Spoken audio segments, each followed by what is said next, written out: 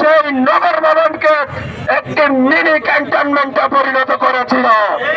আপনারা জানেন নগর ভবন থেকে কি পরিমাণে আগ্নেয়াস্ত্র, দেশি অস্ত্র উদ্ধার করা হয়েছে। এই অস্ত্রগুলো দিয়েই মূলত রাজশাহীতে তারা হত্যাযজ্ঞ পরিচালিত করত।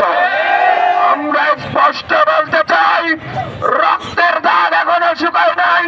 সেই নগর ভবনের 6 তলা থেকে 4 তলা পর্যন্ত যে রক্তের ঢেউ দিয়ে সেই নগর ভবনে আবারও খুনিরা বসবে। 2 তারিখে বসার চিন্তা করতেছ।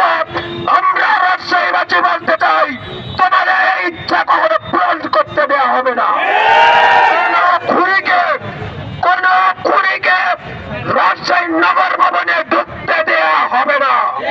তারপরে যদি ঢোকার চিন্তা করো, রাজশাহীবাসী যেমন বাংলাদেশের ছাত্র জনতা 5 তারিখে গণভবন দখলে নিয়ে প্রধানমন্ত্রী পালিয়ে যেতে বাধ্য হয়েছিল, ঠিক একইভাবে আগামীকাল 2 তারিখে রাজশাহীবাসী নগর ভবন ঘেরাও করবে, নগর ভবনে অবস্থান গ্রহণ করবে।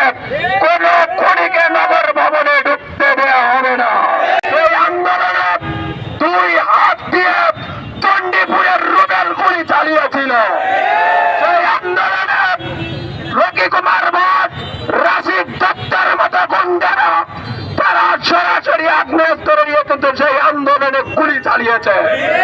শুধু তাই নয়, রাজশাহীর আন্দোলনকে বাধাগ্রস্ত করার জন্য, নস্যাৎ করার জন্য এই রাজশাহী সিটি কর্পোরেশন, যেটি জনগণের সম্পদ, যেটি জনগণের সেবাদানকারী প্রতিষ্ঠান, কিন্তু